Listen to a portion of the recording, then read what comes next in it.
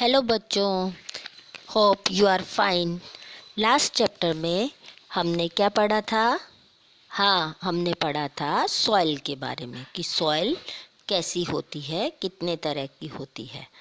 और आज हम हमारा नया एसएस का topic forest and wild life of India के बारे में जानेंगे। जैसा कि आप जानते ही हैं कि सॉइल जितनी अच्छी होगी तो हमारी जो फॉरेस्ट है वो उतने ही अच्छे ग्रो होंगे। तो आप मेरे साथ अपना एसएस का टॉपिक खोलिए, चैप्टर 10 फॉरेस्ट। तो जैसा कि आपको हमने लास्ट थर्ड में भी हमने समझा था कि फॉरेस्ट किसको कहते हैं, कि a large area with covered by full of trees, कि वो एरिया जो चारों तरफ से पेड़ पौधों से घिरा होता है वो कहलाता है फॉरेस्ट।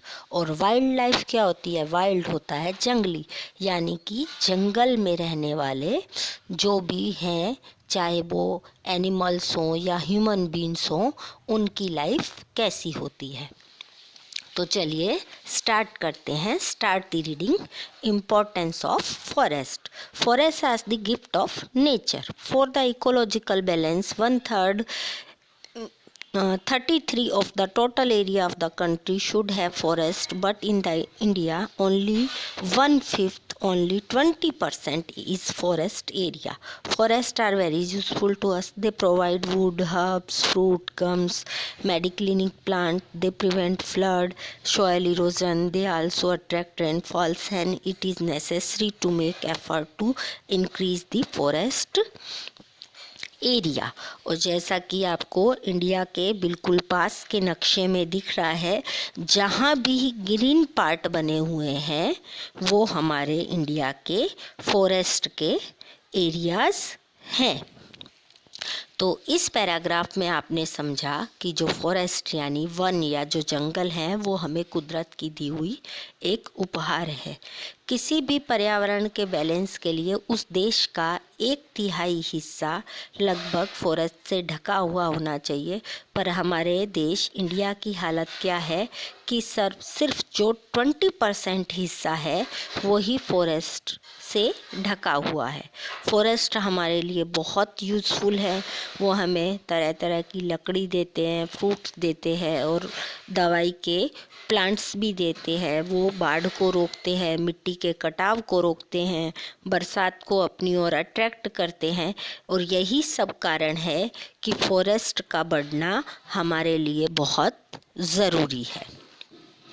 तो हम इंडिया में कौन कौन से फॉरेस्ट पाए जाते हैं तो हम वो अब समझते हैं। टाइप्स यानी type of forest in India.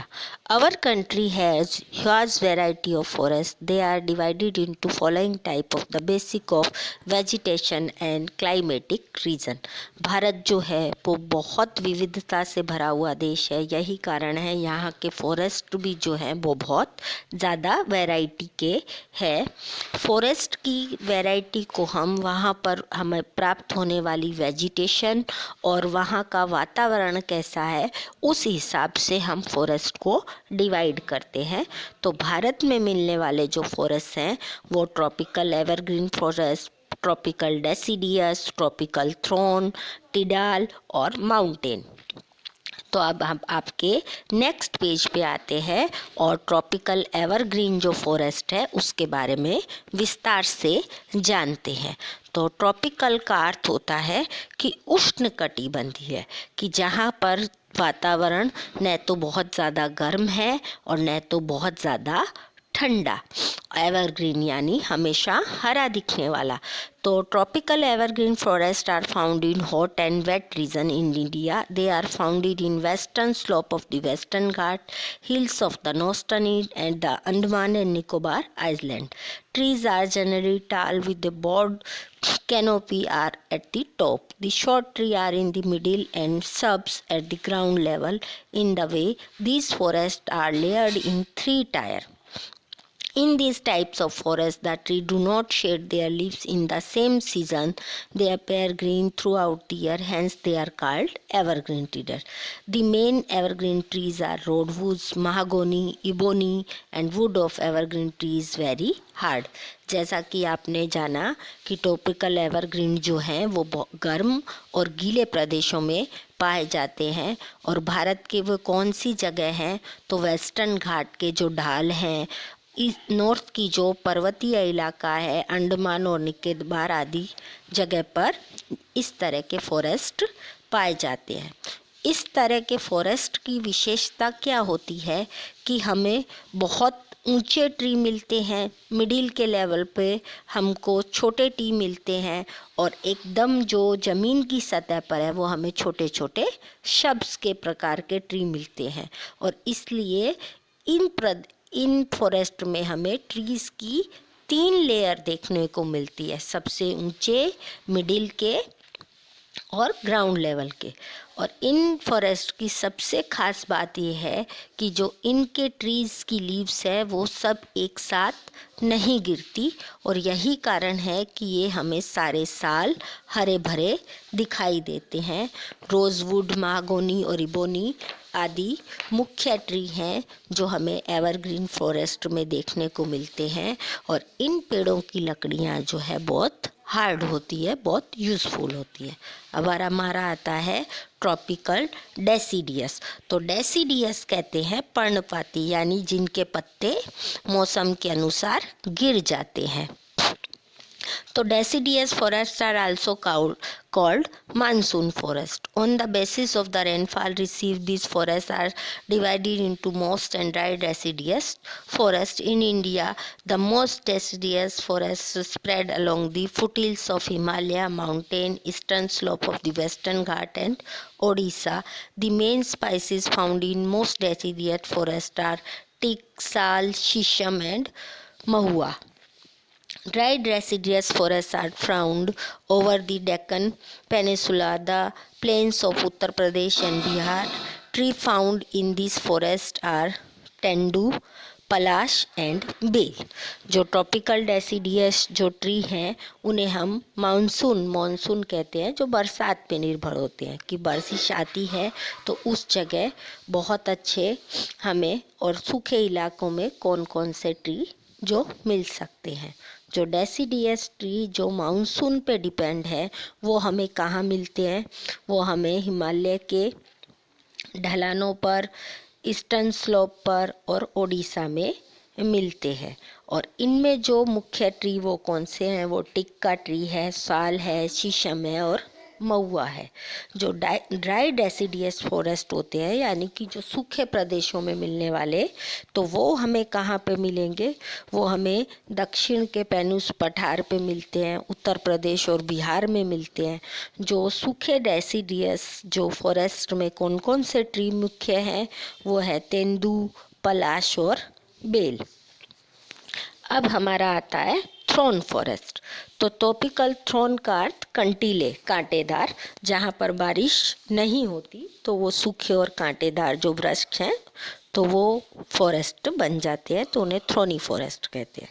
तो tropical thorn forest are found in dry area with scanty rainfall India.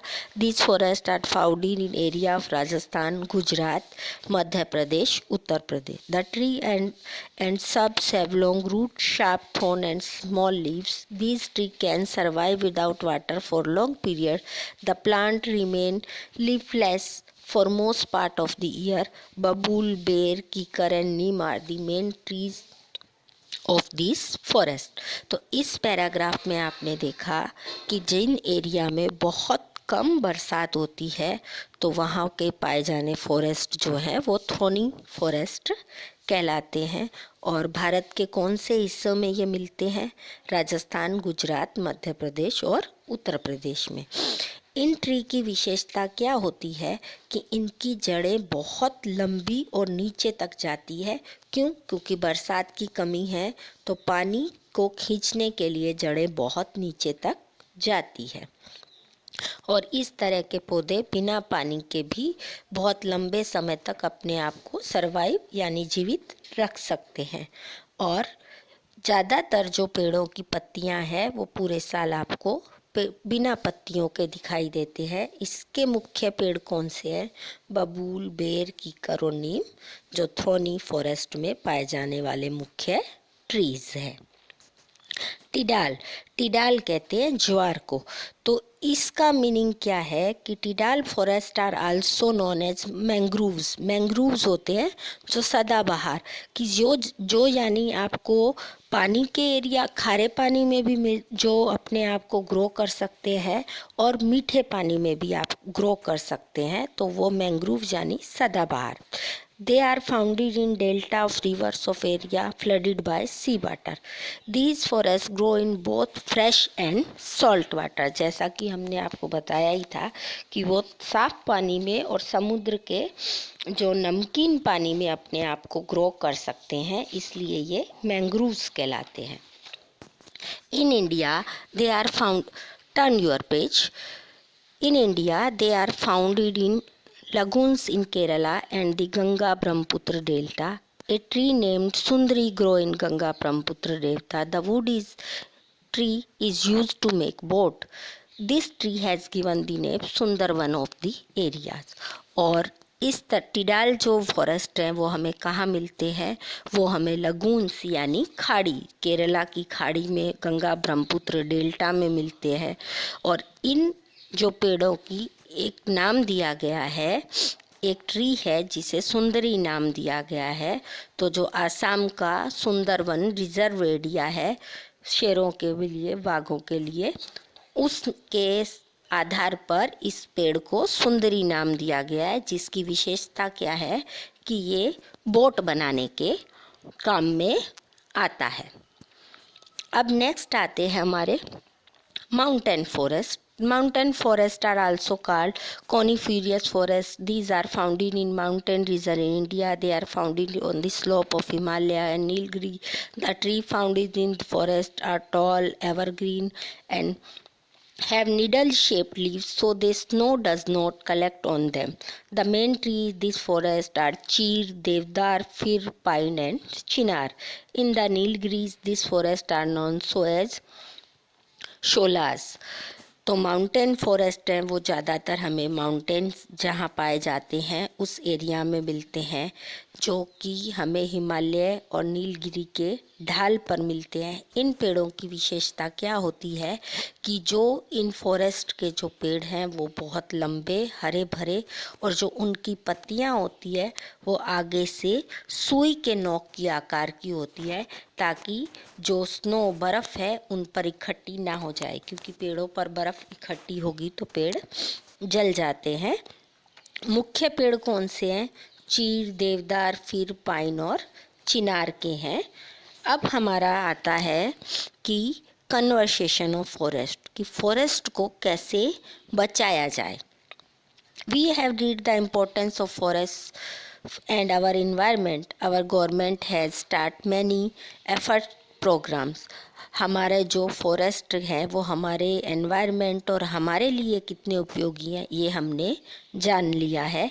इसीलिए हमारी गवर्नमेंट जो है वो हमारे फॉरेस्ट को बचाने के लिए उन्होंने बहुत सी योजनाएं शुरू की है। तो कौन सी है आइए जानते हैं। The urban forestry look after the management of planting tree on the road side and parks. जो अर्बन फॉरेस्ट्री है उसका काम क्या है? वो पेड़ जो रोड की साइड और पार्क्स में लगाए जाते हैं वो उनकी देखभाल करती है।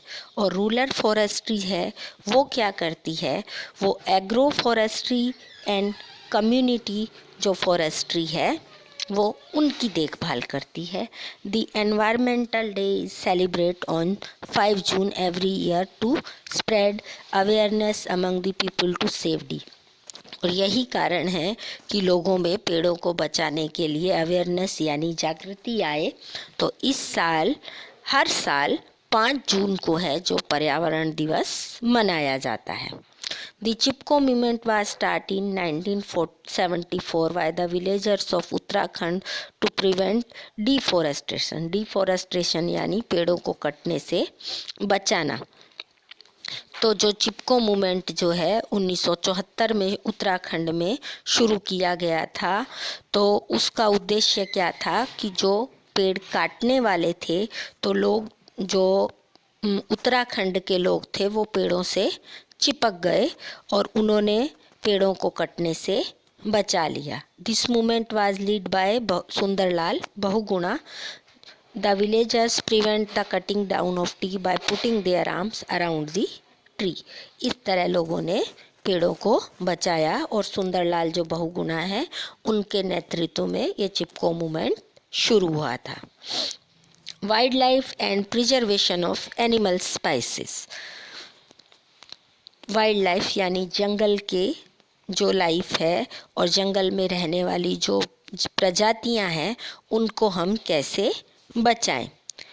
The diversity of environment in India is the main reason for the varied of wildlife.